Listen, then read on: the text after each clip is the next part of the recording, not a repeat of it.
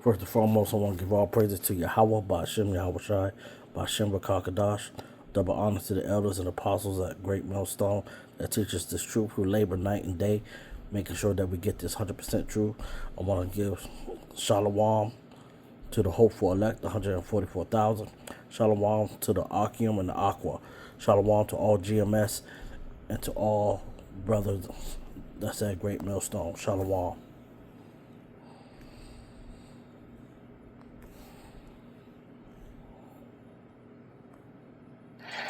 To deploy the National Guard to more American cities.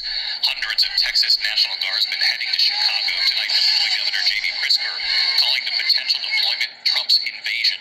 And the Trump-appointed judge who says the Trump administration's explanation for sending the Guard into Portland is simply, quote, untethered to the facts. Here's Rachel Scott. Tonight, on President Trump's orders, a plane carrying 200 National Guard soldiers now heading from Texas to Chicago against the wishes of the city's mayor and the governor of Illinois. Let me be clear. Donald Trump is using our service members as political props and as pawns in his illegal effort to militarize our nation's cities. The president calls it a necessary part of his crime crackdown. But Governor J.B. Pritzker, who was fighting back in court, calls it an unconstitutional invasion of the state of Illinois.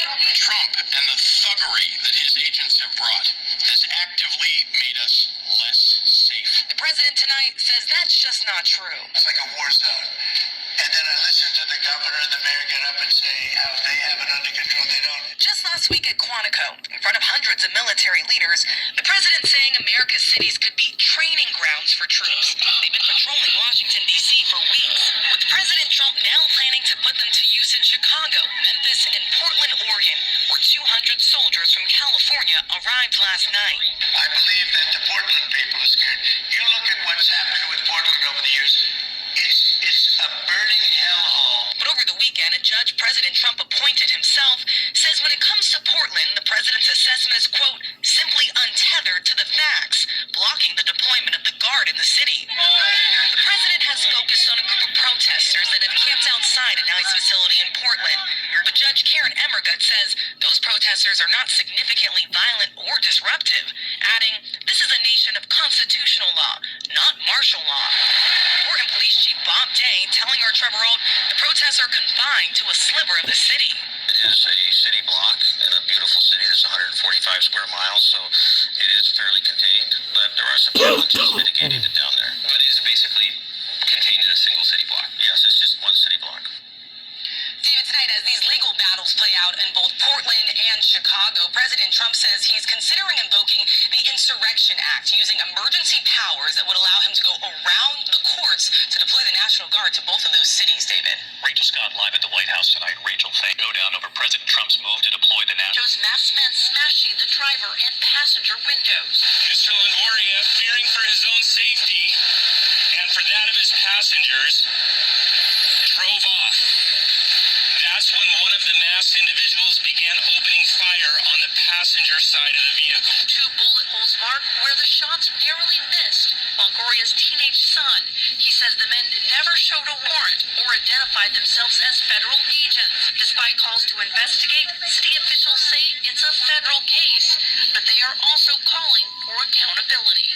We call for a full and impartial investigation, the release of all available footage, and accountability if procedures were violated. DHS claims agents acted in self-defense, accusing Longoria of trying to run them over when they opened fire. But this newly released video from the attorneys doesn't show that.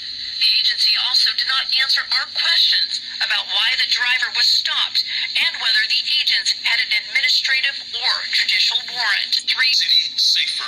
These actions tell us simple truth. If we allow this administration to take away due process for anyone, we will allow officers tear gassing the Brighton Park on Saturday. They were met with pepper balls and more repression. CPD responded to attempt to de-escalate the situation, and ICE tear-gassed our police officers, tear-gassing the women and men who serve as Chicago Police Department officers is not how we make our city safer. These actions tell us simple truth. If we allow this administration to take away due process for anyone, we will allow them to take away due process for everyone. Today, we are signing an executive order aimed at reining in this out-of-control administration. The order establishes ICE-free zones. That means that city property and unwilling private businesses will no longer serve as staging grounds for these raids. Our school parking lots are not for ICE to load their weapons. They are for Chicagoans who drop their kids off to learn. Our libraries are not for ICE to prepare for a raid. They're for Chicagoans to read and relax. Our parks are not for ICE to set up checkpoints. They are for Chicagoans to play and enjoy. Private establishments can partner with us to make it clear that private property is private property, and ICE cannot enter establishments without a valid warrant. Private entities may voluntarily choose to display signage to designate their property as part of a citywide network of community spaces that stand together in affirming the safety, dignity, and belonging of all of our residents. By extending this protection beyond city-owned land, the order builds a broad civic shield that limits the reach of harmful and shut down. Newark to Nashville, Dallas to Chicago, all among the towers and facilities now affected. More air traffic controllers who are working without pay, calling in sick. And as we come on tonight, the FAA now warning of staffing issues in at least 8 major air traffic control facilities across the country. Nashville's tower, for one, has extremely limited staff, so some of its traffic, passenger planes coming in, are now being handled by controllers in Memphis. There are already delays and cancellations across the country. Authorities warn this is just the beginning. In fact, overnight, the airport in Burbank, California, forced to close its tower for nearly 6 hours because it had no staff. Controllers in San Diego taking over. The government shut down with no end in sight, and those air traffic controllers, of course, are tasked with keeping our passenger planes taking off and landing safe. ABC's Gio Benitez leading us off from Newark Airport tonight.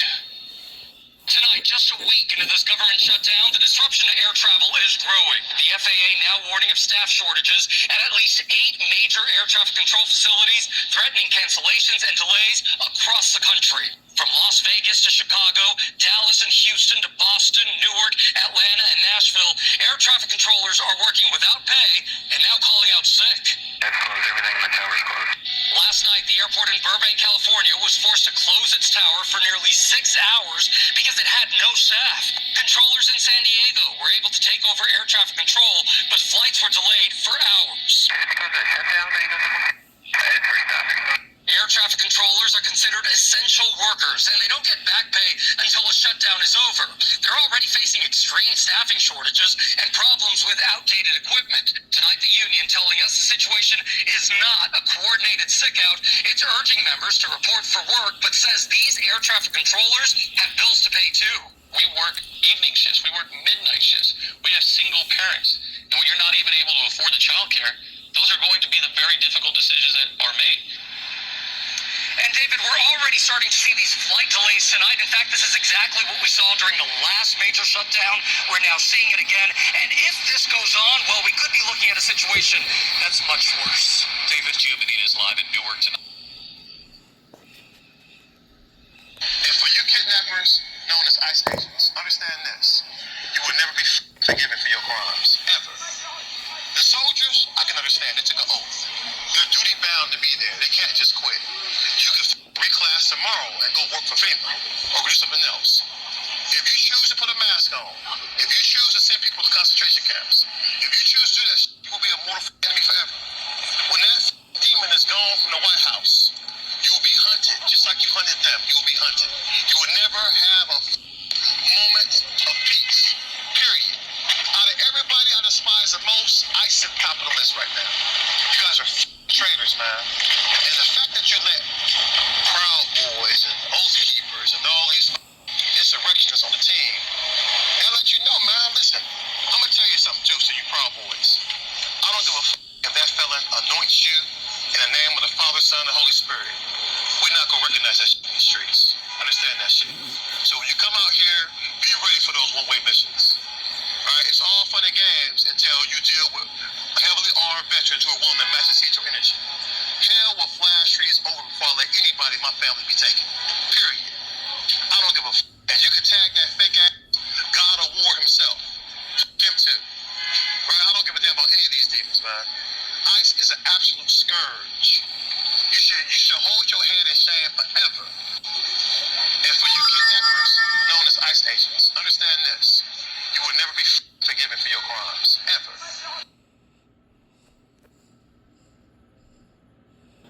So as you can see, we are at its end. There's nothing too much more after this. You know, as it's also brought out in Genesis 49, verse 9. I'm going to read the latter part. And it says, he crouches as a lion, as an old lion. Who shall rouse him up? See, what's going to happen, well, a lot of people don't understand, especially with that last part of the video, is that people are getting very upset at these ICE agents, at this government shutdown. People are about to be roused up and to do things that people wouldn't think people would do. And as you see, that Egypt is running out of work. It's running out of work. And since Egypt is running out of work, things are going to get a lot worse. You cannot deny what these prophecies are bringing out. And these civil wars are coming. They're coming. And there's going to be nothing you could do about these civil wars when they come. And these ICE agents, as you heard in the video, that they're in fear. And now the ICE agency stuff is starting to slow up. Because now the backing that they once had is not going to happen anymore. They're at the end. If you think America is going to keep going on and not, be able to, they think America is just going to keep going and keep going and keep going, and it's not. It's going to be nothing you could do about this place. This place is through. It is finished. People are getting tired, and you already see that the people in Chicago, they fighting back against the government, saying how they don't want the ICE agents there. They're not going for it. But this is what people don't understand about Babylon. This is Jeremiah 51:9. We would have healed Babylon, but she is not healed. Forsake her, and let us go ever one in his own country. For her judgment reacheth unto heaven, and is lifted up even to the skies. So it's no healing for Babylon. It can't be healed. It cannot be healed whatsoever. And people are wondering, why are we, constantly saying the same things, and they say, we sound like a broken record. That's all that you talk about is the destruction of America and stuff like that, and we sound like broken records.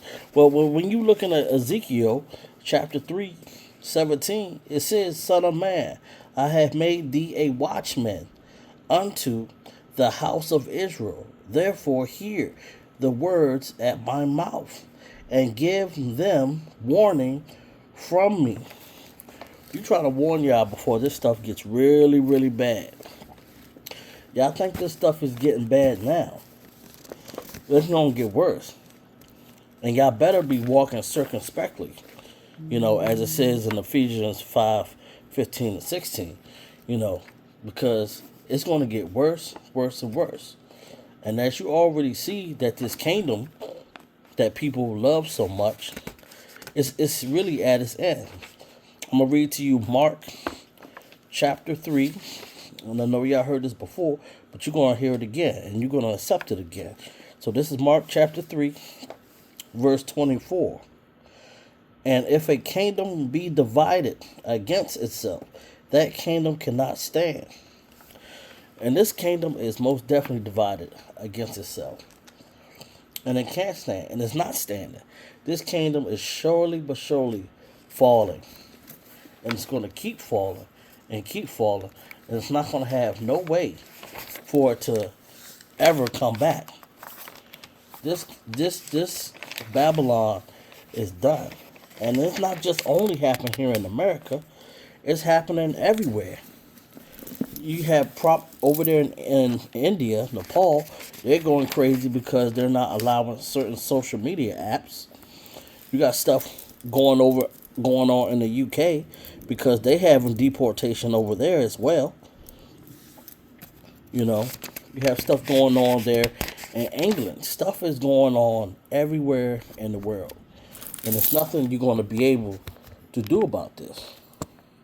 You just have to accept that this kingdom is falling, and there's no way it's going to come back. But we are the watchmen, and we are here to warn you about what's to come and how this stuff is not going to stop coming.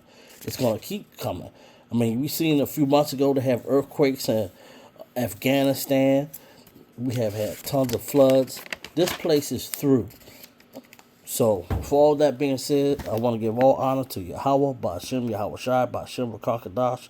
Double honors to the elders and apostles and bishops at Great Millstone. And Shalom to all the hopeful elect, the 144,000.